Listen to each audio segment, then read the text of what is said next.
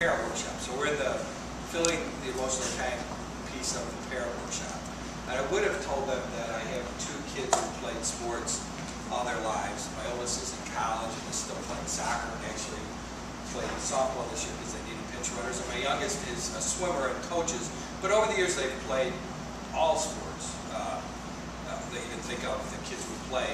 And what I tell people is that the reason I can talk about this is because I've made every mistake that a sports parent can make. And so I want to share this with you and help you see a better way to do it than I often do, and to give you some ideas about it. So now I'll get into the workshop. So imagine that we're in a workshop together, and I'm going to ask you, which of these cars would you rather be driving? Full tank. The full tank? What if this one's a Lamborghini? You're not going to get that far. You're going to get slow. Still want to get the one with the full tank. And why is that? It's a run further. Yeah, you go further with a full tank. And so when we talk about gas tanks, we know we go further with a full tank. When we're talking about our kids, we know that we can help them go further if we keep their tanks full in all sorts of areas, but including around sports. So we want to keep their tanks full.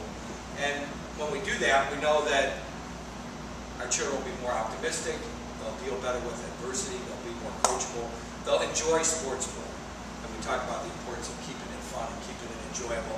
And that's true whether our kid is a Lamborghini in their sport or a Ford Focus. When we keep it more fun, they're going to do better and go farther, no matter how good they are at that sport at that particular time. So if we know that we want to keep tanks full, how do we do that? How do we avoid draining tanks? So I'm going to ask all of you to stand up now. We've been sitting for a while. Everybody can stand up. And I want you to imagine that I'm your child.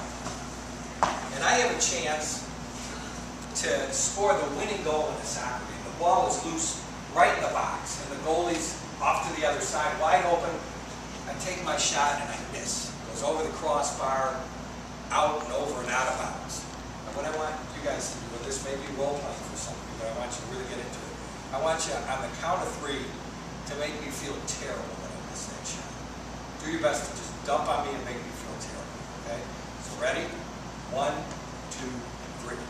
You idiot! You idiot! Oh God, you suck! Nice kick. Way to go! Oh man, not again. Oh, you're not. You don't even want to dump on me. It's a hard time to even dump on me when I ask you to. So, all right. So let's pretend now that the same thing happened, but you want to fill me up so that I can keep playing the game. You want to fill my tank so I can keep going. So on the count of 3, fill my tank. Help me do better. Good job, Joe. 2, 3. Way to be aggressive, Joe. You'll get it next time. Keep shooting. I'm a great sport friend, but I can't. Let's go back and one more time. Let's just do the draining. Okay, really dump on me. Okay, and make me feel terrible. I miss a shot. On 3, 1, 2, 3. Oh, not again! Oh God! Pass the ball! All right, thanks. Okay, I got even more voices. So and you can sit down whenever you're ready, whenever you feel like you've gotten a good enough stretch. But we've put together here a list of some of the things that, if you were standing here, you would have seen yourselves doing, or you heard yourselves doing. There was a different tone when I asked you to drain my tank than when I asked you to fill my tank. When I asked you to drain my tank, there was almost hostility at times. There were your nonverbal communication. Your eyes were squinted, you were pointing, people were moving towards me and making me feel like I needed to back up. When I asked you to fill my tank, people smiled, they stood up, they gave me thumbs up. Your tone of voice was different. So these are ways in which we can fill and drain tanks. And in each one of these are important. This is not the whole list, but it's some of the things that we often find ourselves falling into. Notice that the very first thing here is criticism and correction drain tanks. Does that mean we shouldn't do it? Does that mean as parents we should never criticize or correct the child? No. We have to do that. We have to let them know when there's something they could be doing better at. But what should we avoid criticizing and correcting as parents? Results. What else? Skills they don't have. Skills they don't have, or even skills in general, maybe, Mike, because we want to let the coaches worry about that. And what we're going to correct, remember, go back to that goal list that we did at the beginning. And each of you had different things that you wanted your kid to achieve this season during sports. It might have been getting self-confidence. It might have been learning to be a better teammate, learning to accept defeat, being more physically fit. whatever you chose as a reason for your child to compete in sports, correct him when he's not doing that. Correct her when she's not showing good attitude, when she's not making a good effort, when she's not having fun. Make sure that you keep all the things in there that you want, but focus on those things and let the coach worry about the skills and strategies. And we always want to avoid sarcasm. Kids don't get sarcasm. We as adults may hear sarcasm and feel that it's supportive and joking. Kids just don't get it. They can't translate it very well. We don't want to ignore our child around sports. But as we talked about, we also don't want to impose ourselves on them. That can be tank draining as well. You know, how many of you ever have had the PGA? Not the Professional Golfers Association. What's game analysis? What's game analysis? Parents giving advice. You know, I've been guilty of it. I used to get in the car and say, boy, that ball was right in front of the goal and it looked like you could kick it right in. What happened with that? And of course, that didn't go over so very well. So after a couple years, I learned to say, hey, what did the coach say about that ball that was sitting right in front of the goal and that you could have kicked in and that you missed completely? And then after a while, it took me a long time, but I realized I should just be quiet. So I wasn't ignoring my daughter, but I was picking the right time to talk to her about the sport. And that's the listening piece. If they want to talk about the game or the competition or practice, listen, ask questions, and help them talk more about it. But again, don't impose your own ideas too quickly. Just listen to what they want to say. And if they don't want to talk right after the game or at a particular time, wait to another time to bring that up. Nonverbals are very important. I pointed out when you're trying to drain my tank, so we look more aggressive and was moving forward.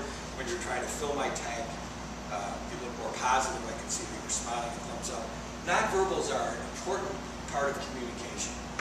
Experts will tell us it's anywhere from 65 to 95% of what we communicate comes through our nonverbals. Let me give you a quick example. If everybody could just make an OK sign. Let's make an OK sign. Now put that OK sign right on your chin. Everybody put it right on your chin.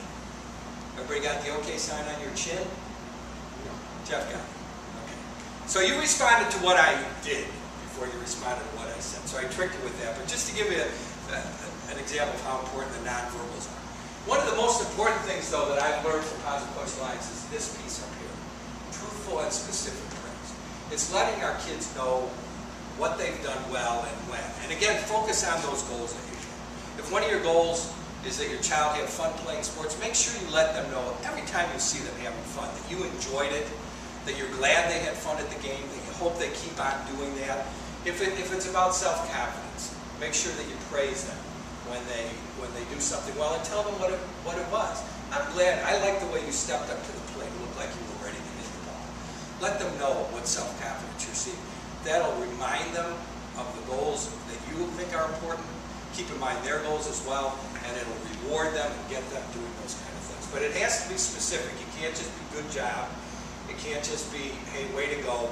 Let them know exactly what you saw, why you liked it. And that way it'll be very rewarding for them, and it'll keep that tank full. It'll really help them keep that tank full.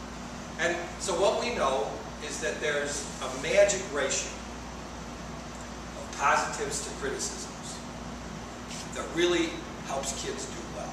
And we call it magic because when we hit this ratio, kids do unexpected things. They exceed their own goals. They do very, very well. So what do you think this ratio is? What would people say? 2? 2? 7? 5 to 1? Anybody higher, lower? And we go 100? Okay, so the highest we got was 7.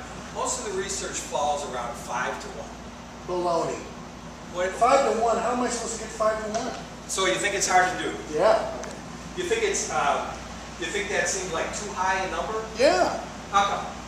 2 to 1. I'd say, hey, way to go, Joe. Nice job. That's 2. Okay. Hey, Joe, I'd like you to, kick the ball harder next time. Okay, so 2 Pretty to 1. good, all right? And you feel like that would keep tanks filled and do pretty well? Seems like to me, but I don't see how you could possibly get one guy to get to 5 to 1. Okay, so